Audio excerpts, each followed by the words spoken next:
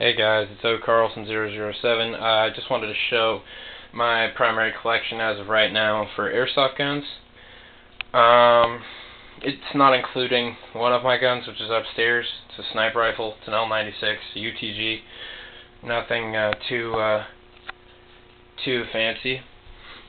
As you can see, I like a wide variety of firearms. I have two modern guns as far as handguns go.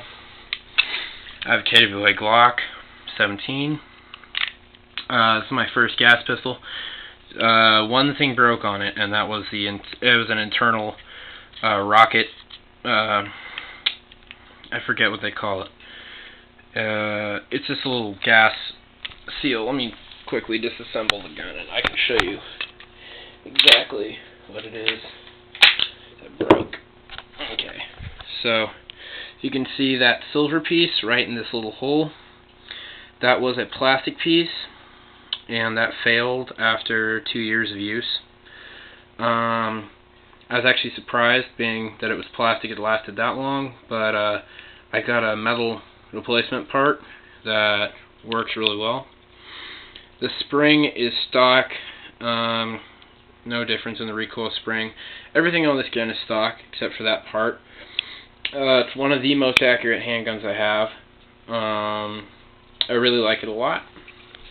I'm just going to put it down unassembled so I don't take up too much time putting it back together. So that's the Glock. Had to have SIG 226. It is a KJW. It's a big step down from a KWA. I buy guns based on quality, but I also buy them on how well they work, and according to multiple people who've owned these, they work really well. And I've used it for a couple games so far, and it does work really well. I dropped it, it fell out of my holster, and it fell in really powdery dust, and I was afraid it wasn't going to fire. It was covered, and it was really oily and new, so the dust was sticking. I had to take it apart and clean it after that day.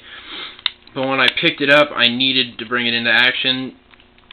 It was in its, double action position on the hammer. Picked it up out of the dust and fired all the BBs in the magazine without an issue. It's a very heavy gun. Very good for a paperweight as well. Metal quality obviously isn't as nice as KWA, and the tan duct tape I'm doing a kind of tan and black thing with my modern loadout. Private military contractor kind of thing, same deal with the M4. But this is one of the guns I carry when I do that. I usually carry two modern guns. I carry this in a drop leg and the Glock in a Phobos hardshell holster on the back of my belt. I like this one because it was licensed by the company, and even though it isn't the greatest quality, it fires really accurately, hits hard. There's no fault with it, other than, the internals might wear out eventually, but I haven't even used it that much, and that one time I dropped it, I thought it was over for me, because if I dropped my KWA 1911 or my Glock in there, I knew it wouldn't work. For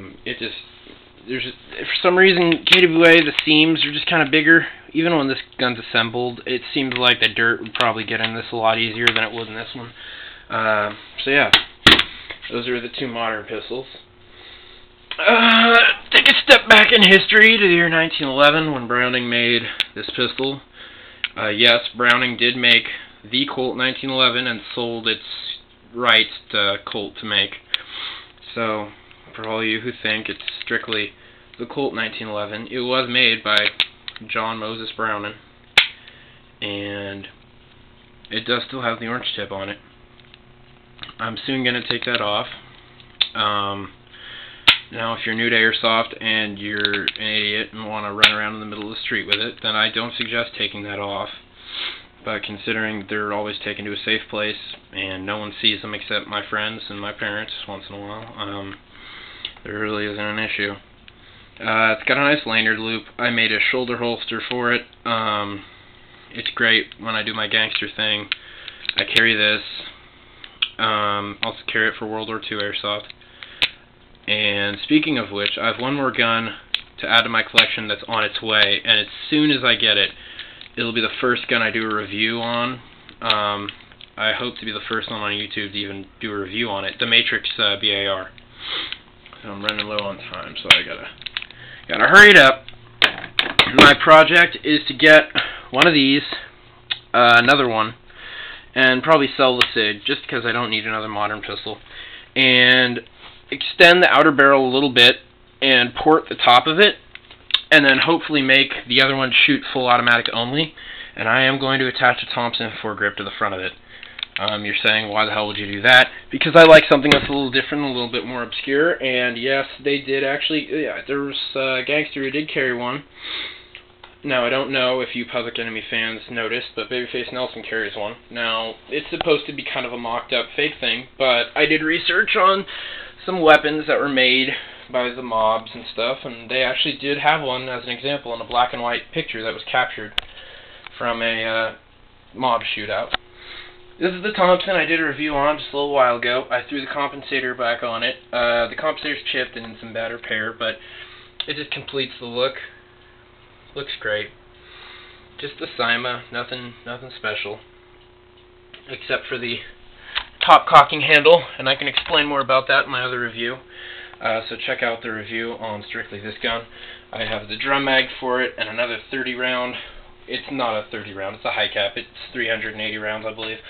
But in real life, that's the 30 and that's the 50 round drum. I have a 20 round stick mag, which I like to carry around more because, I don't know, 30s are World War II.